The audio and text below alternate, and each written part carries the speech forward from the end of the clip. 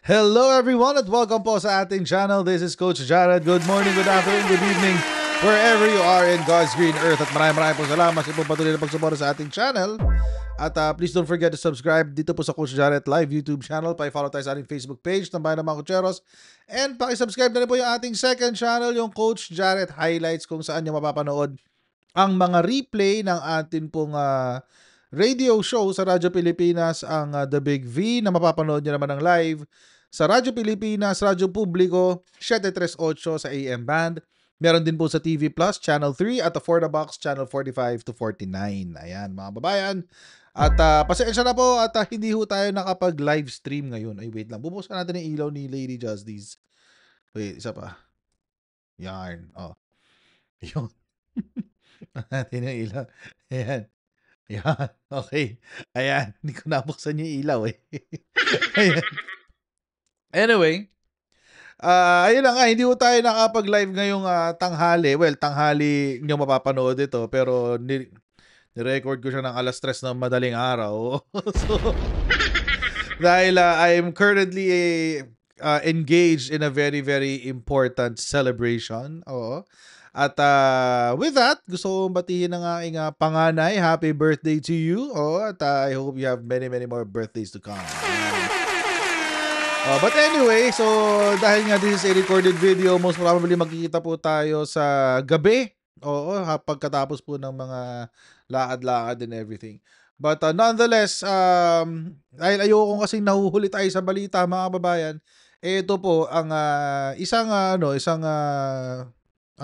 tawag dito, upload natin tungkol sa mga nangyari kahapon. Okay? Ano ba yung nangyari kahapon na napakalaking bagay? Oo. Malaking bagay ho talaga itong naganap, mga kababayan, dahil kahapon ay bumalik natanggal si Senator Chis Escudero. At bumalik naman sa pagiging Senate President si Senator Tito Sotto. Oo, ayan. Ito yung pinakamagandang nangyari kahapon, mga kababayan. Siguro sana yung next ay yung pagkaka-modify ng decision ng Supreme Court sa decision niya sa impeachment. Sana yun ang next kasi kapag nangyari yun, mga kababayan, as in babalik ang everything is good in the world, kumbaga. Kapag nangyari yun. So sana magbaliktad ang desisyon ng Korte Suprema sa impeachment. But let's see kung mangyayari nga yan. But anyway, eto na nga. So ito yung pagkatanggal kay Senate President Chis Escudero at ang pag-assume ni Senate President Tito Sotto naman ay isa sa mga pinakamaganda nangyari kahapon. Not to mention ay yung pagkakatanggal din ni Senator Marcoleta bilang chairman ng Blue Ribbon Committee. Isa ho yan sa mga magagandang nangyari kahapon. At sana po magpatuloy pa ang mga magagandang ganap sa bansang Pilipinas. So, at eto pa, mga kababayan. So kahapon nag-iisip tayo kung sino-sino ba yung bumoto kontra kay kung bumoto para maging Senate President si Senator Tito Sotto. Because kung nakalimutan nyo na, nung nagbukas po ang 20th Congress, 15 po ang bumoto kontra kay Tito Sotto. Pero ngayon, mga kababayan, 15 naman ang bumoto pabor kay Tito Sotto. So parang meron trend dito sa 15 na to Meron trend dito sa 15 na to. It seems, yung mga sumasabit dito sa 15 na to, parang sila, parang kung saan may malakas, doon sila. Oo. But anyway, tingnan ho muna natin kung sino yung mga hindi bumoto kay Senator Tito Sotto. Ito ho sila. Ayan, 9 po silang lahat.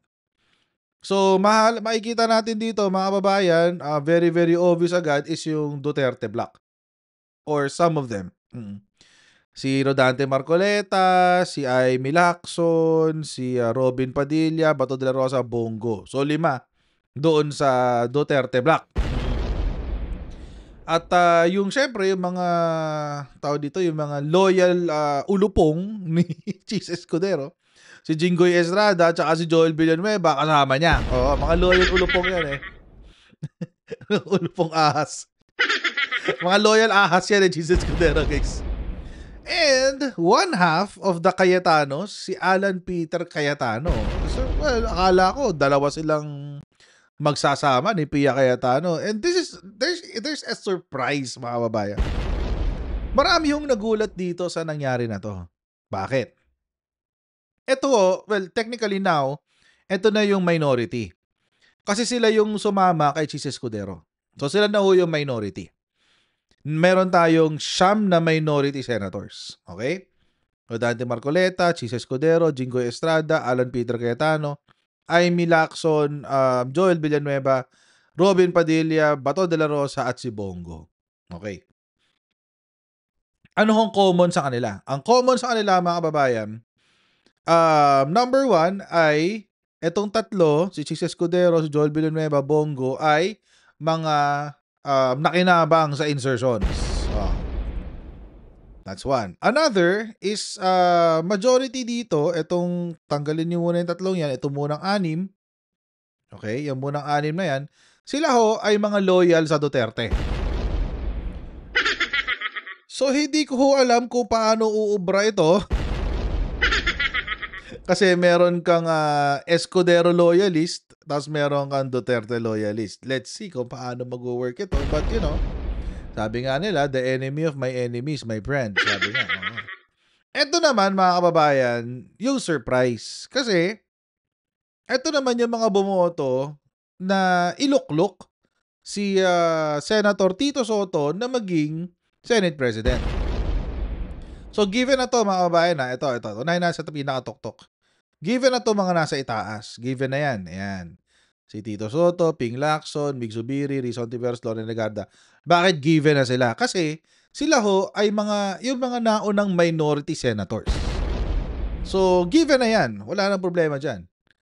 Dito ngayon tayo magkakatalo, guys. Oo. Dito tayo magkakatalo. Actually, kasama rin si Kiko Pangilinan. Hindi pala, nag-majority pala siya. Dito tayo ngayon magkakatalo, mga kababayan. Bakit?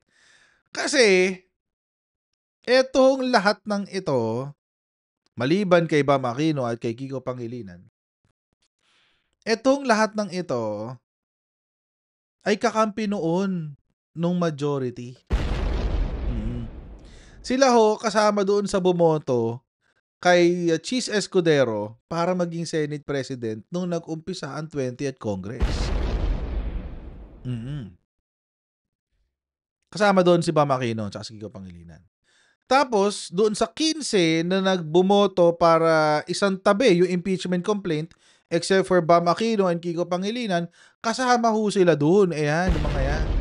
Kasama ho silang lahat. Yan, yung mga yan. So, essentially, mga kababayan, it seems we're seeing a pattern. The pattern is this.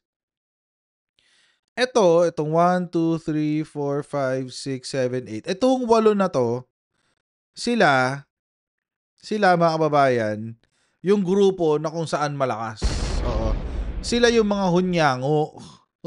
Sila yung mga hunyango, mga kababayan. Si Pia Cayetano, Raffy Tulfo, Erwin Tulfo, Mark Villar, Camille Villar, Lito Lapid, Vin Gatchalian, JB Ejercito. Sila yung mga hunyango. Kung saan marami, kung saan majority, nandoon sila. Oo. Which means, mga kababayan, hindi ho sila mapagkakatiwalaan. Oo. Pero, ang surprise dito, mga kabayan, the surprise are these two. Marami yung nagulat sa pagboto ni Mark Villar at ni Camille Villar. Pabor kay Senator Tito Soto. Ang expectation, mga kababayan, itong dalawang ito ay sasama dito sa minority block. But even then, alam nyo, talo pa rin naman sila. Kahit na sumama dito sila Mark Villar tsaka yung dalawang Villar. Ilan ba to? Siyam. 11. Di nila kuha yung majority. Talo pa rin sila kung tutuusin. Oo. Kahit sumama dito yung dalawang Villar, talo pa rin sila. Kahit solid yung Duterte block, talo pa rin sila. Bakit? Kailangan mo kasi ng 50 plus 1.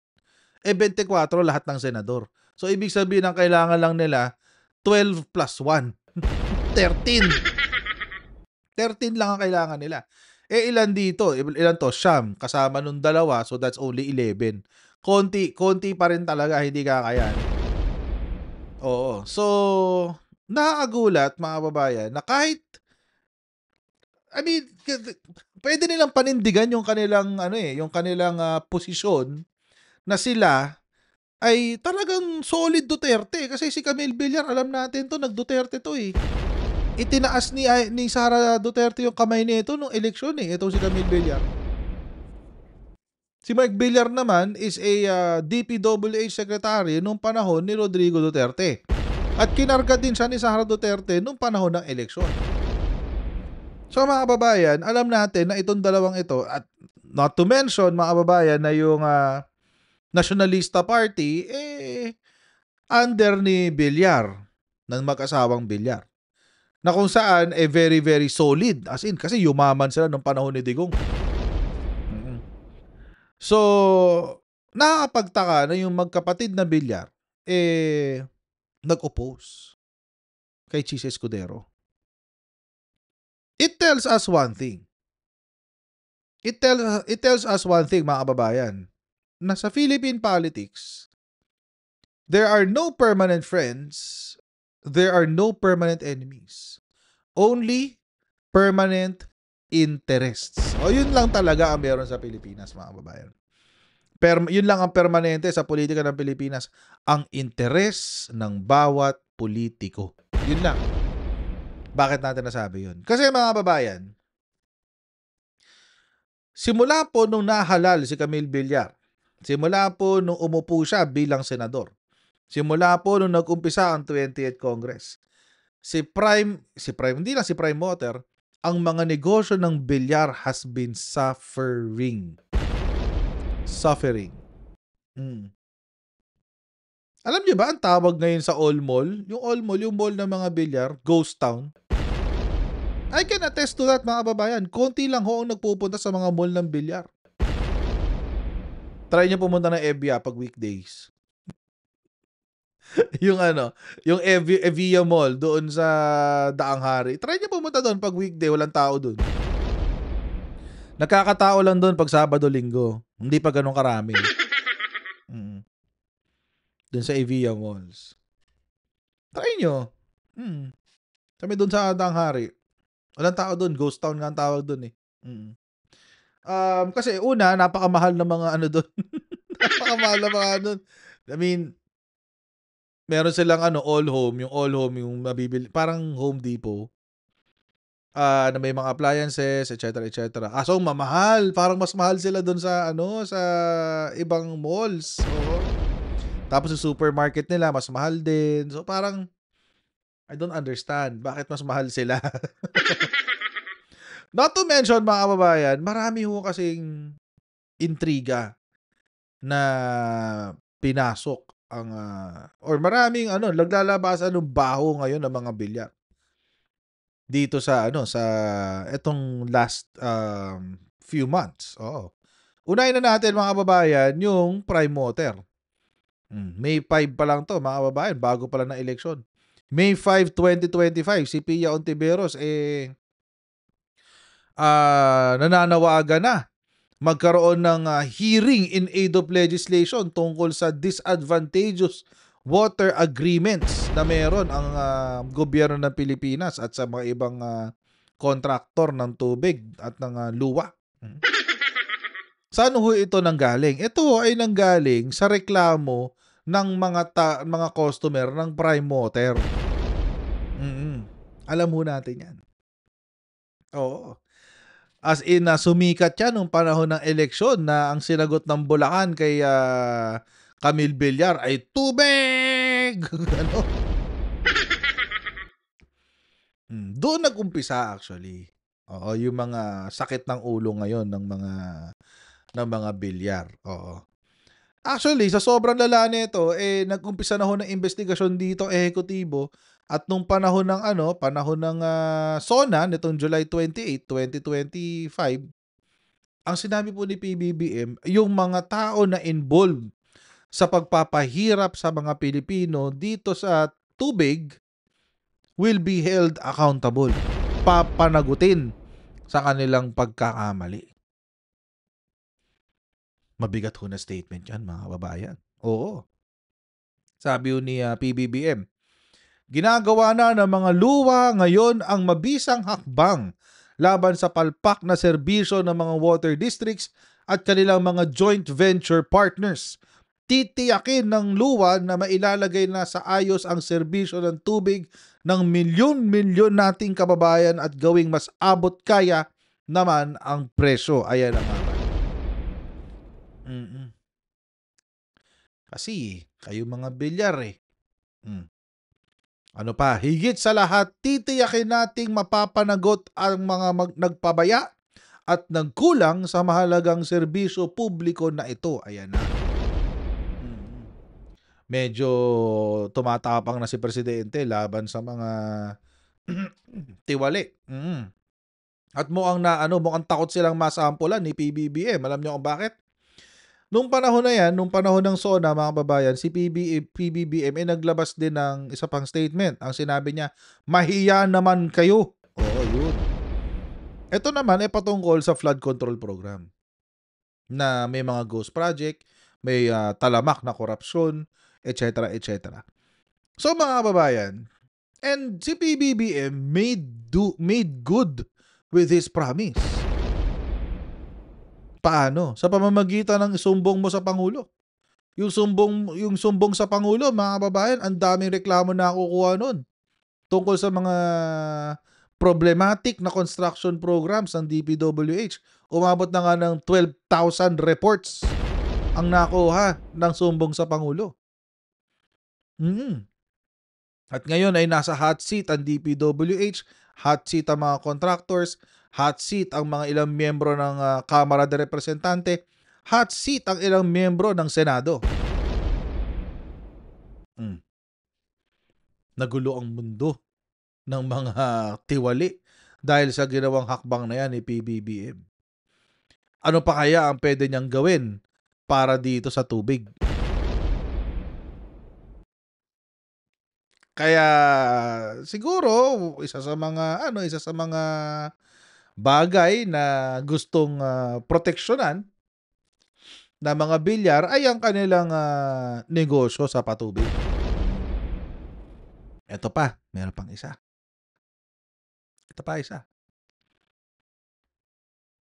Ito.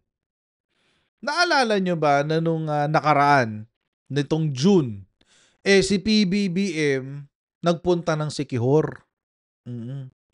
Nagpunta siya ng Siquijor. Tapos, nabisto niya na yung isa sa mga contractor o yung isa sa mga power generators na nagbebenta ng kuryente sa Siquijor, kaya pala puro brownout ay hindi naaalagaan ang kanilang planta. Ang taas ng singil, pero puro brownout daw sa Siquijor. Oo. Alam niyo ba, mga kababayan, kung sino may-ari ng SIPCOR? Yung kumpanya na sinasabi ni PBBM na hindi nagbibigay ng serbisyo sa mga taga-Siquijor? Bilyar.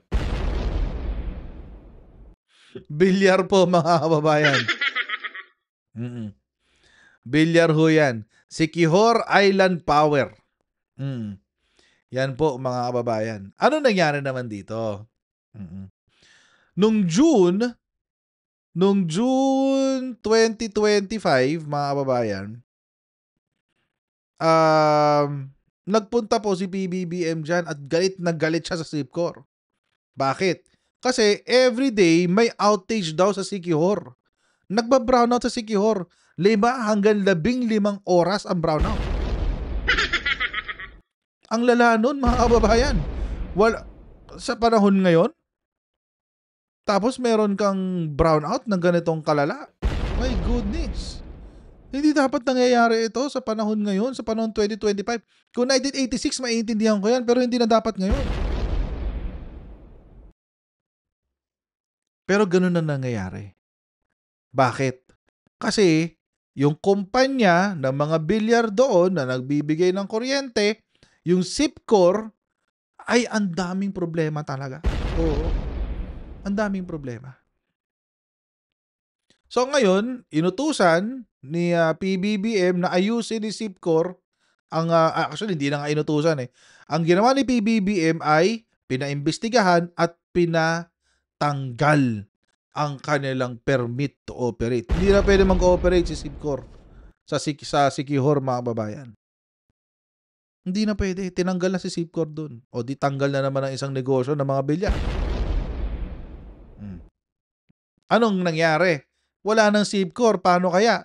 Well, ang ginawa ni PBBM, nagpatayo siya ng bagong power plant sa Siquijor. Oo. Binuksan nitong September 5 lamang. PBBM switches on new 17.8 megawatt power plant in Siquijor. Dalawang home power plant yan, if I'm not mistaken. Ayan o. Tatlo pala. Mali pa pala yung basa ko.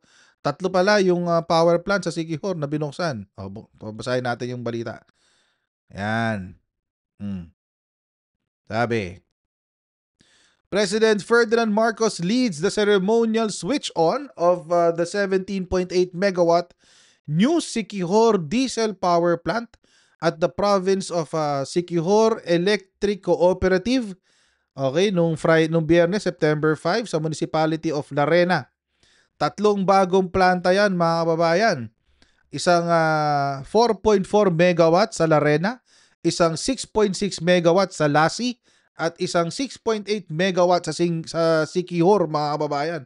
Ang galing-galing naman talaga. Ito ay mabilis na nagawa dahil ni-revoke nga ni ERC ang permit to operate ng Siquijor Island Power Corporation na pag-aari ng mga bilyar. Patay. Yun. So, nagpatayo na ng bagong power plant at binuksan na nga nitong nakaraan. So, asahan natin mga kababayan na ang Siquijor ay makaka-experience ng minimal to zero brownouts anytime soon. Good job, Mr. President. Good job, Mr. President. Ang bilis eh. Kasi nagpunta siya doon June 11. Tapos June, July, August. 3 months lang, meron na agad solusyon, mga kababayan. Antindi mo, boy. Antindi ni Presidente talaga. Oo. Ganun na nga ang nangyari. Di sumakit na naman ang ulo ni Villar. Oo. Pero ito pang pinakamalala, mga kababayan. Ito, very, very fresh na nangyari recently. Villar's trillion peso profit collapses after auditor rejects Villar City land valuation. Ano hong nangyari dito? Ay, ito medyo malala to actually.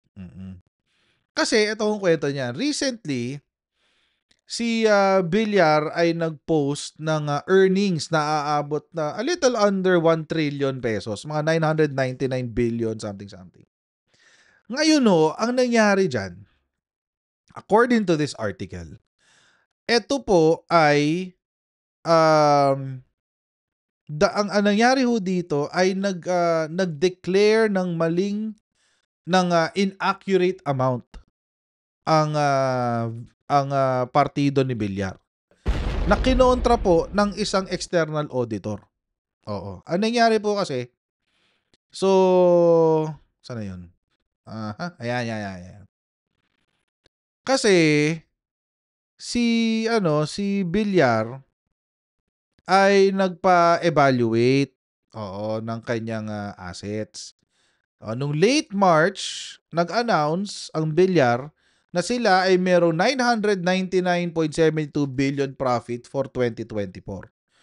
Ngayon, dahil ho dyan, syempre, dahil malakas ang mataas ang kanilang income, marami yung investor ang gustong kumuha kasi malakas ang negosyo di ba? So, marami yung investor ang gustong mag-invest, syempre andyan din yung pagka-cash in, di ba? So, andyan na ho yun. Ngayon, mga kababayan, apparently, ito pong 999.72 billion ay maling valuation ng kanilang earnings. Kasi, yan ay dulot ng isang eto. Villar Land hired eValue Philippines, a SEC-accredited appraiser in early 2025 to value the Villar City land, resulting in 1.3 trillion estimate. Ang laki, di ba? Kailangan ho yan para sa audited financial report. Yung audited financial report po, mga kababayan, ito po yung ipinibigay sa SEC. Oo.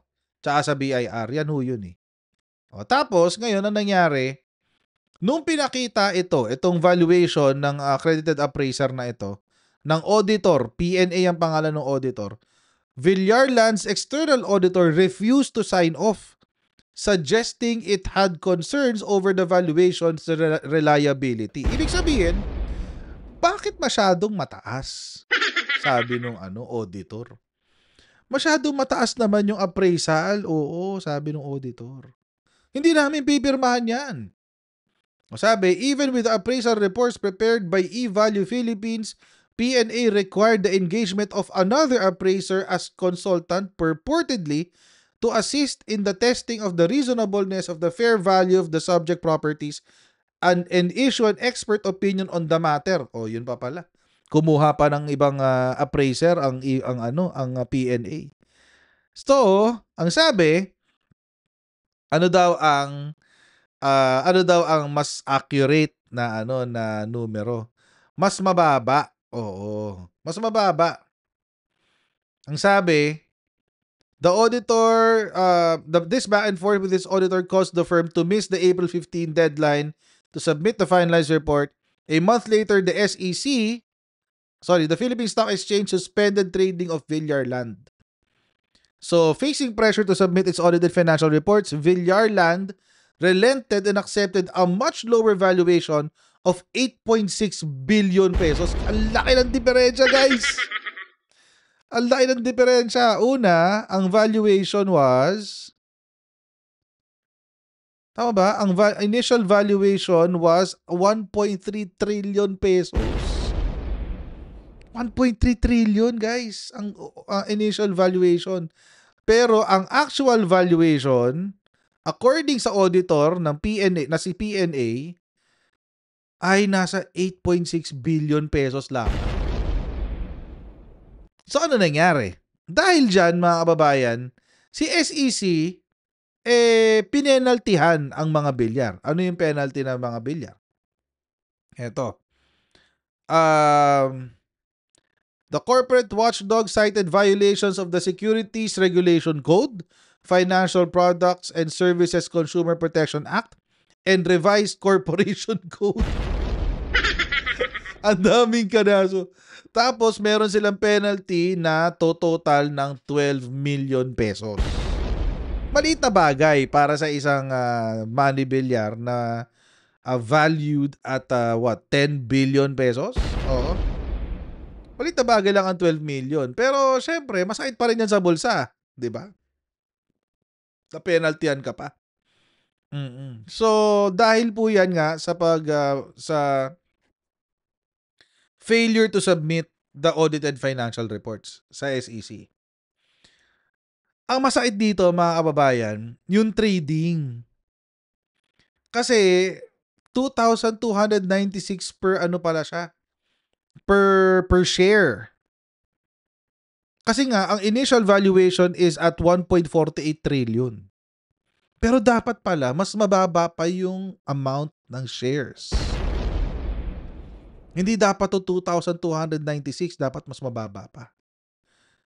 Kung ang pagbabasihan ay yung actual valuation, that is 8.6 billion pesos. So, medyo tinamaan dito yung mga investors. Oo. Ayan, no? The investors were misled. Sabi ng SEC, the SEC said Villar Land's March 2025 disclosure showing the nearly 1 trillion profit spike raised red flags. It is apparent that the March 28, 2025 current report sought to publicly make known substantial fair value gains and increase in the total assets of the company due to value appreciation of certain properties.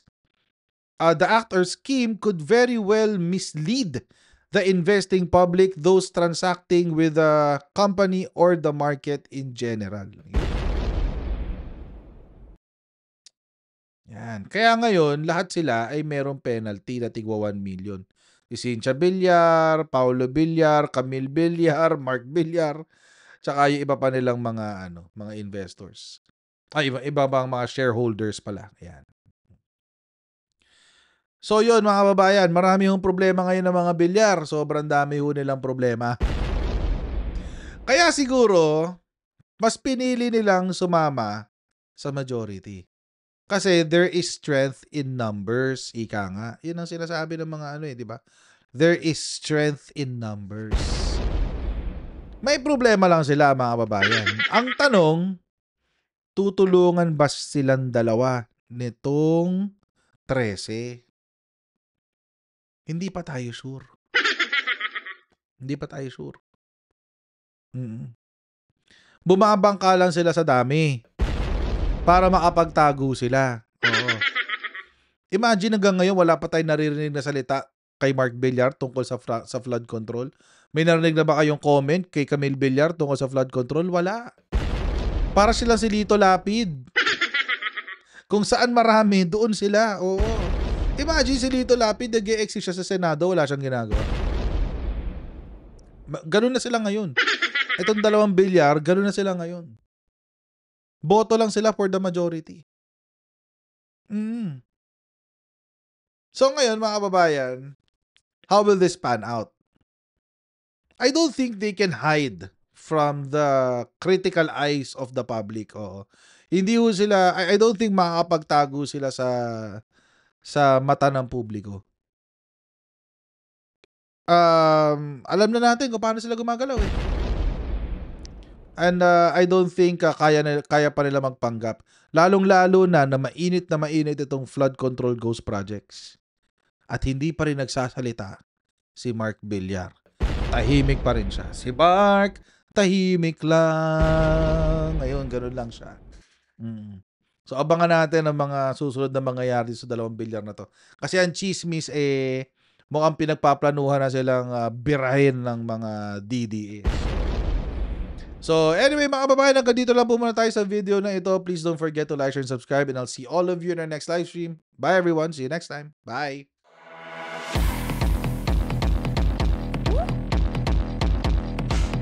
Huwag ganun. Huwag natin gawing tanga mga Pilipino. Mas maganda kasi nasa lugar ka ng tama kaysa yung pinipilit mo yung pagkakamali.